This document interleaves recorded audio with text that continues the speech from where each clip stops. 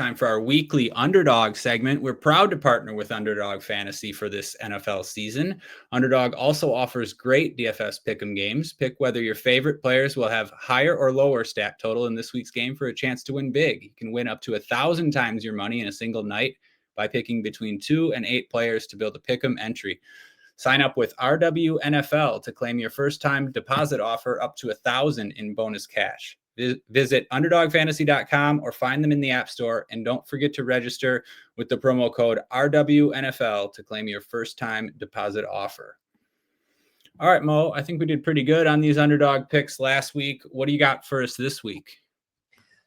Well, continuing in the vein of what I just mentioned, I think this line is going to rapidly increase, and I would strongly recommend hitting it ASAP. Chris Moore is 28.5 receiving yards. I know that's already moved up a fair bit, but if he's really wide receiver 1 against the Cowboys, I find it hard to imagine him getting under like 40. I think he's getting there pretty comfortably. Daniels, yes, he uses his feet, but he's going to throw. He's not Justin Fields, where if you put him in a bind, he just runs every play. He's going to kind of stick to his fundamentals. So that's one over 28.5 yards that I feel pretty good about. And then I would say the next one, and this kind of giving away a little bit of what we're talking about under running back.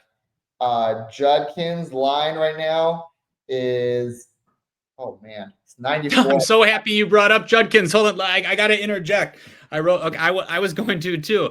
So I started writing the article yesterday morning. Judkins was one of the first names that I wrote down.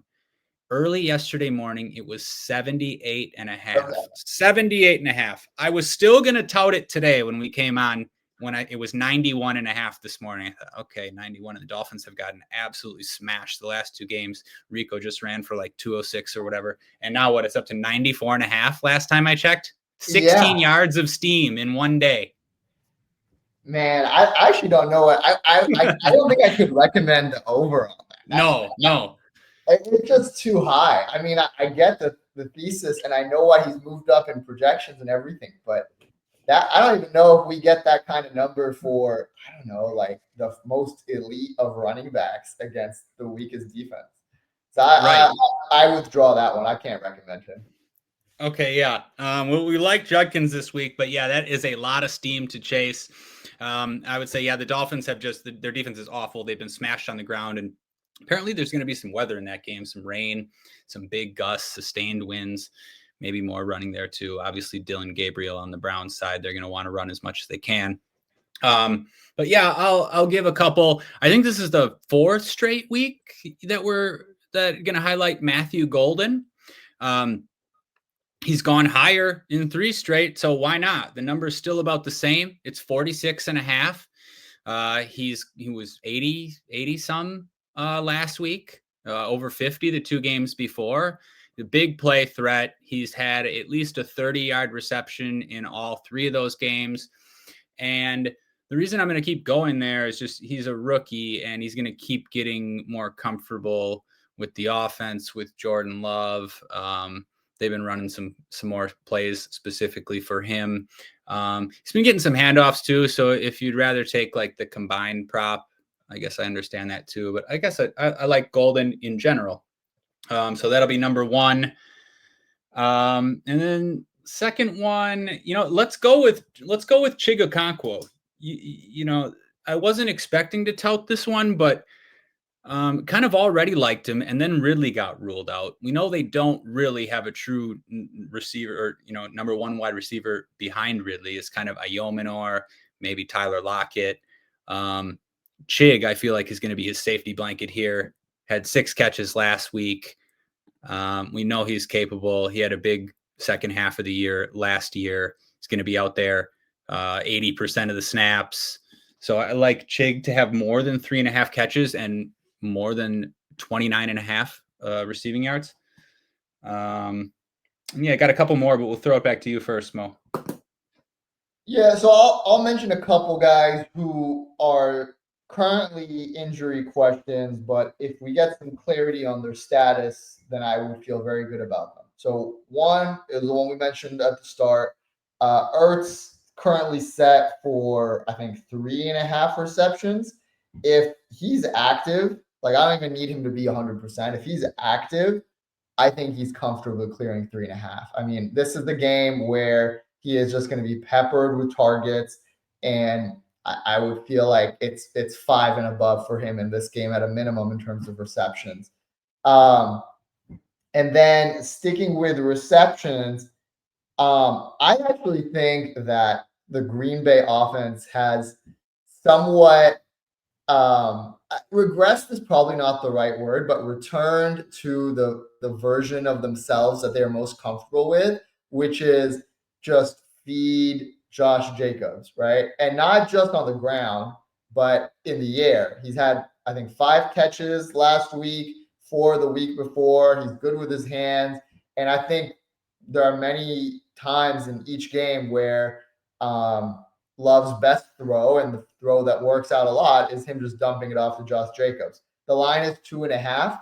I feel comfortable him getting 4 or more. So I would take the over on that as well. Yeah, sorry. That Jacob's call, that's a great call. Yeah. Over 4 in 3 straight. I've watched all the games, and you're right. It looks unstoppable, the little swing pass they throw to him, too, just the way the offense runs. I don't see how he doesn't catch at least 3 passes. Love that one. I'll throw 2 more out there. First one, back to our boy Justin Fields. I'm going to take higher on 39.5 rushing yards. 39.5 rushing yards. He is without Garrett Wilson this week. The passing game has been very bad. He's been taking a ton of sacks. So it's really going to be Breece Hall week. But the Carolina run defense has been stout the last 2 weeks. I mean, they shut down Achane, held him to 16 yards, shut down Javonte Williams, held him to 28. I just think that whole combination, Fields not wanting to take sacks, not having Garrett Wilson, you're going to see some design runs. You're going to see him take off from the pocket quicker. So give me a higher on Fields rushing yards. And I'm also going to go higher on Kimani Vidal. The rushing prop is 55.5. The combined prop is 75.5. Jay Glazer broke the news before the games last week that Hassan Haskins would be the lead back. And then Kimani Vidal proceeded to play like 70% of the snaps. He got 75% of the touches. I think he out-touched him like 22-6 or 22-7 or something like that. Looked really good too. Rushed for over 100, caught some passes. Yeah, so, it's a tougher matchup here against the Colts, but I think he clearly distanced himself from Haskins in terms of just talent and what they're capable of. I think everybody knew that even going into last week. So I'd be willing to take some hires on Kimani Vidal. All right. It's all really right. One of the most fascinating things about the NFL is like, we were all in on Kimani last year, and he couldn't get ahead of Gus Edwards. And we were like, all right, maybe he just doesn't have it. Maybe he doesn't have the size. Maybe he doesn't have the, stamina. Who knows what it is. And now he is, projected to just, run away with the backfield. So sometimes it takes a little longer. Sometimes a little longer, maybe an injury too. I mean, some people wrote off Drake May, and now he looks like the guy.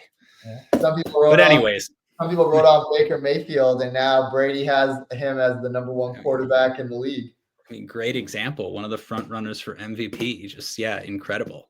But anyways, thanks again to Underdog. We'll be back next week with more picks.